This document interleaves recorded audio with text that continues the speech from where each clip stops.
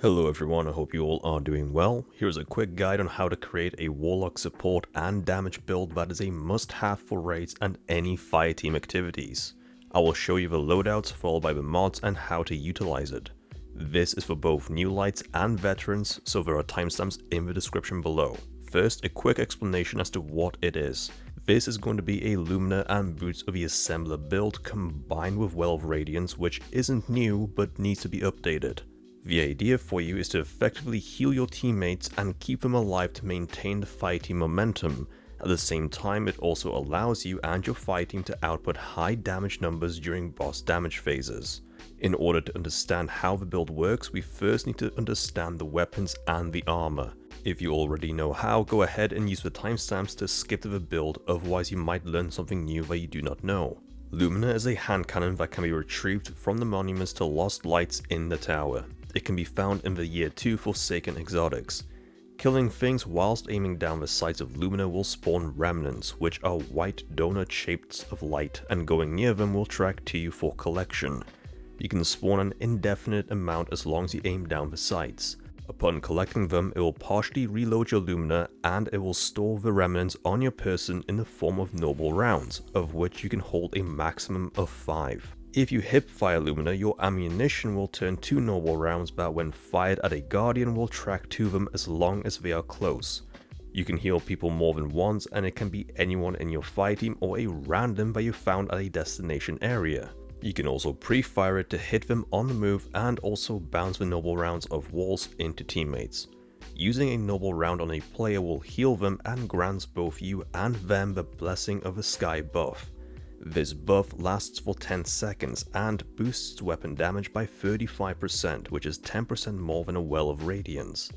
The gun also has a catalyst that spawns in 2 remnants per kill, which is great but isn't required for this build. Let's move on to the Boots of the Assembler, which work in a similar way. They can be farmed from any legendary or master lost sector. Standing in a healing rift creates noble seekers that seek out allies that are not in a rift. Noble seekers are the same as noble rounds from Lumina. However, if no one is in range, you will collect the noble seekers instead if you have Lumina equipped, which will give you noble rounds. Also, if the only people that are near you are standing in the rift with you, then it will heal them instead. Finally, in order to heal people with Boots of the Assembler, they need to be on your fire team, so any pre-made lobby or match-made lobby counts. For example, if you are doing a public event and there are randoms around you who aren't in your fire team, the noble seekers from your Boots of the Assembler will not track to them. If you put down an empowering rift instead, the noble seekers will be converted from healing into empowering rounds. Finally, each time a noble seeker finds an ally, your rift will be extended in duration. However, this doesn't count for your well, only your rift. Essentially, if no one around you moves and everyone stays within your vicinity, you will never lose the healing rift. You can also put down multiple healing rifts, although they don't stack. At max, I've had 6 on the ground at once in a Garden of Salvation raid. So let's get to the build. Starting with a subclass, equip your Well of Radiance and a healing rift. The well will be used for boss damage, whilst the healing rift will be used during the time leading to the boss damage phases. The jump is irrelevant, so use whatever works best for you. For your melee, you will want to scorch enemies, so Incinerator Snap is the easiest way to do it. Although, you can also achieve a scorch with Celestial Fire, which deals more damage on its own. For your grenade, you can either run a healing grenade or fusion. You could run the healing grenade, but with your healing rift and Boots of the Assembler, you shouldn't really need it. Instead, you can maximize your own damage with the use of a fusion grenade.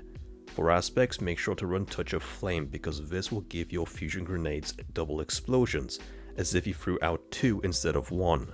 The second aspect is your own choice. If you struggle with jumping puzzles in raids, then run Icarus Dash. Personally, I prefer Heat Rises as it allows me to fly and reload my weapons at the same time without losing momentum. For fragments, you really only need 1, and that is Ember of Benevolence. Applying Restoration, Cure, or Radiant to allies grants increased grenade, melee, and class ability regeneration for a short time. This has been tested to work with Lumina and the Boots. If you hit someone with a noble round from Lumina or a seeker round from Boots of the Assembler, you will gain the Ember of Benevolence buff, which you can see on the left side of the screen. However, your teammates won't be able to see it, but they too will gain a regeneration buff to their grenade melee and class ability. This buff isn't game breaking, but it does help in the long run. Also, the buff is continuously refreshed for you as long as the noble rounds and seekers continuously heal people. So with Boots of the Assembler, it is essentially a passive buff. The second fragment you can run is Ember of Solace, which simply extends the durations of Radiant and Restoration. The next two fragments are up to you, but I do recommend running Ember of Searing to be able to create fire sprites, which are the dollar store version of Will of Mods from previous seasons, but still decent.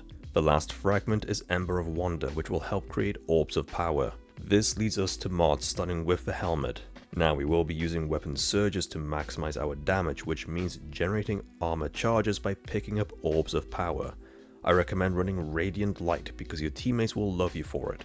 Simply casting your super will give them armor charges, or 2 of them if they have a different subclass to you, which will be essential for this build when it comes to boss damage for you and your teammates. You could even use powerful friends, but Radiant Light is easier. For the last 2 slots, you can run double ashes to assets to get you well back quicker on getting kills with your fusion grenades. I prefer to run one along with a kinetic siphon to generate orbs when getting kills with Lumina. For gauntlets, run a heavy-handed or firepower mod to generate more orbs for yourself when getting kills with either your melee or grenade, whichever one is easier for you. The last 2 are Bolstering Detonation and Focusing Strike, which grants ability energy to your healing rift each time you damage anything with your melee or grenade. Given the off chance that your teammates won't be near you for you to extend your healing rift, you shouldn't have any trouble getting it back. For your chest armor, I suggest you run some charged up mods. The standard amount of armor charges is free, but you can extend it to 6 by running triple charged up mods. Now for boots, you want to run a surge mod based on whatever weapons you are using. In this case, I'm using a Cataclysmic with bait and switch and 4 times the charm for DPS. I may also use Ascendancy since it has explosive light. I am also running a Cartesian as backup damage. Since I have all solar weapons for DPS, I am running double solar weapon surge mods. A single weapon surge will increase damage by 10%, running double will increase it to 17%, and triple will give you 22%. This isn't as good as Font of Might from previous seasons, but it is far easier to activate. These weapon surges stack and decay over time. It doesn't matter which ones you run, they will all take 1 armor charge at a time, even if you have multiple surges on. If you have any room left, put on an Insulation mod, which will further reduce your class ability when picking up orbs. For your class item, you will want to run a Dilation mod, or even 3 of them because they will increase the durability of your decaying mods by 5 seconds each. If you run 3 charged up mods, 3 weapon surges, and 3 dilations, then you will have a max of 22% extra damage for over 2 minutes, which in my opinion you don't need. No boss damage phase lasts for 2 minutes. Instead, I prefer to go with double bomber mods to get my fusion grenade back quicker. This is the build that I personally use in raids and dungeons. Sometimes I like to swap out the boots of the assembler for Starfire Protocol for infinite fusion grenades, but that is a whole different build. If you have found the video to be helpful, then please like, share and post a comment. I would love to hear your feedback. Don't forget to subscribe to not miss out on future build guides. Thank you for watching and I'll see you all next time.